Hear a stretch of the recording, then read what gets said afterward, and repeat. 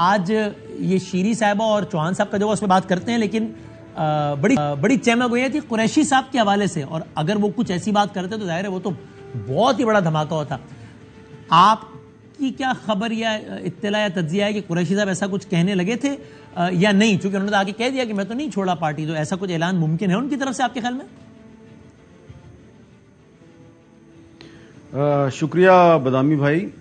دیکھیں، میری تو جو انفارمیشن ہے وہ یہی ہے کہ شاہ محمود قریشی صاحب پر بھی دباؤ ڈالا گیا کہ آپ 9 مئی کے واقعات کی مذمت کریں. انہوں نے کہا میں کروں گا. پھر ان سے کہا گیا کہ پھر دیکھ لیں آپ اس کو پارٹی کو بھی چھوڑ ہی دیں تو بہتر ہے.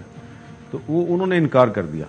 اب اس میں شیریں مزاری صاحبہ کے ساتھ جو ہو رہا تھا وہ تو میں 3-4 دن سے کلوزلی اس کو میں واچ کر رہا تھا، مجھے پتہ بھی تھا.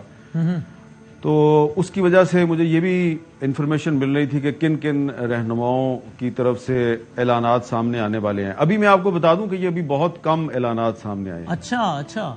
ابھی جو پچھلے 3-4 دن میں تو تقریباً 30 کے قریب لوگ جو ہیں انہوں نے اعلان کیا ہے، اور آج کے دن میں صرف 2 یا 3 اعلانات سامنے آئے ہیں. یہ آنے والے دنوں میں مزید لوگ اعلان کریں گے، اور اس میں کچھ بڑے بڑے نامی گرامی لوگ بھی شامل ہیں. کیونکہ دیکھیں 2 طرح کے لوگ ہیں. ایک تو وہ ہیں جو کہ سیاست چھوڑنے کا اعلان کر رہے ہیں، جیسے کہ شیریں مزاری صاحبہ ہیں. وہ بھی یہ کہہ سکتی تھی کہ میں پی ٹی آئی چھوڑ رہی ہوں لیکن میں سیاست میں رہوں گی، لیکن انہوں نے ایسا نہیں کیا، اور انہوں نے بہت مختصر سی پریس کانفرنس کی اور انہوں نے کہا جی کہ میں سیاست چھوڑ رہی ہوں، اور انہوں نے بہت سی وجوہات. لیکن آپ دیکھیں فیاض الحسن چوہان صاحب جو ہیں انہوں نے کہا میں پی ٹی آئی چھوڑ رہا ہوں، سیاست نہیں چھوڑوں گا، اور عمران خان پہ ایک پوری چارج شیٹ لگا دی. اور پھر وہ انہوں نے ایک میں لفظ استعمال کروں گا، ایک اپنی کم علمی اور بے وقوفی کی انتہا کرتے ہوئے کہا کہ عمران خان جو ہے وہ پی ٹی آئی کے ساتھ وہی کر رہے ہیں جو خاکسار تحریک کے ساتھ ہوا.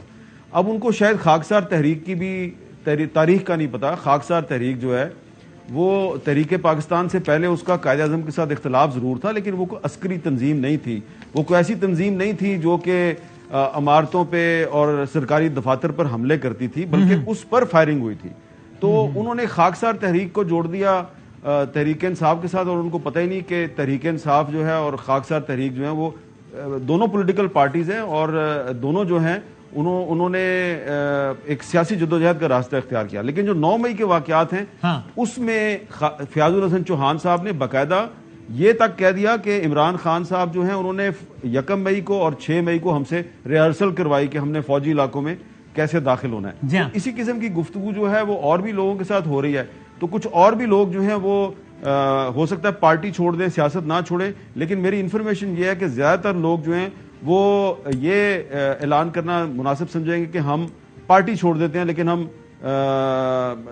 سیاست نہیں چھوڑیں گے. ہو سکتا ہے ان لوگوں پر مشتمل کوئی نیا گروپ بھی بن جائے، ان میں سے اکثریت پر مشتمل آنے والے مہینوں میں کوئی نیا گروپ کوشش کر رہے ہیں. جہانگیر ترین صاحب کوشش کر رہے ہیں. ان سب اپنے وہ کہتے ہیں جی میرے پرانے ساتھی ہیں، پرانے دوست ہیں، تو وہ ان سے رابطے تو کرنے کی کوشش کریں گے. لیکن بدامی صاحب جو میں نے جو بطور صحافی پاکستان کی سیاسی تاریخ دیکھی ہے تو میرے سامنے جو ہے نا بہت سی پارٹیاں جو ہے ان کو توڑا گیا اور وہ پھر نہیں ٹوٹی. مثلا میں جنرل ضیاء الحق کے زمانے سے آپ کو بتاتا ہوں. آج کے جو ہمارے نوجوان ہیں ان کو اس تاریخ کا نہیں پتا.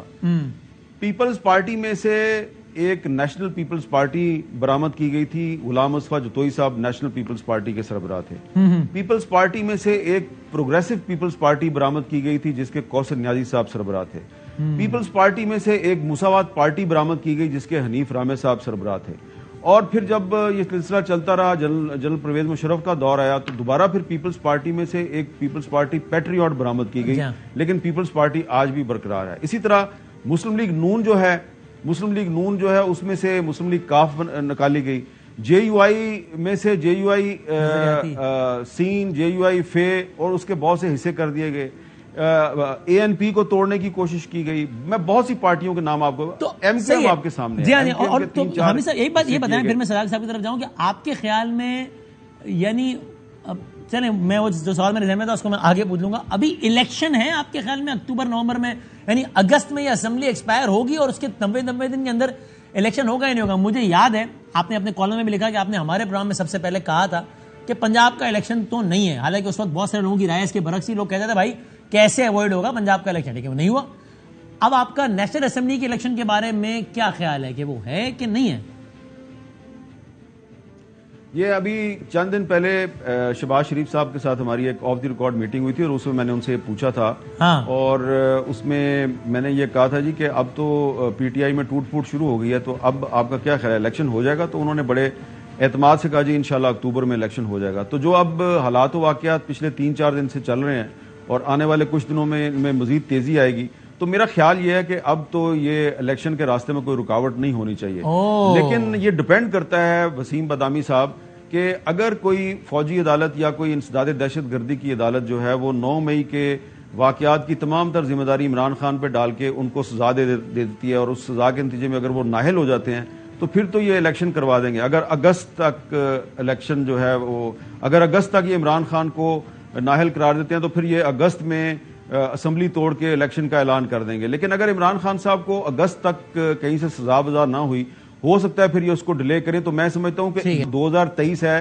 یہ پاکستان میں الیکشن کا سال ہے، یہ آپ کی ایک آئینی ضرورت ہے، کانسٹیٹیوشنل ریکوائرمنٹ ہے۔ اگر آپ اس سال پاکستان میں الیکشن نہیں کروائیں گے تو اس کا مطلب یہ ہے کہ آپ پاکستان کے آئین کے ساتھ کھلواڑ کر رہے ہیں۔ صحیح ہے۔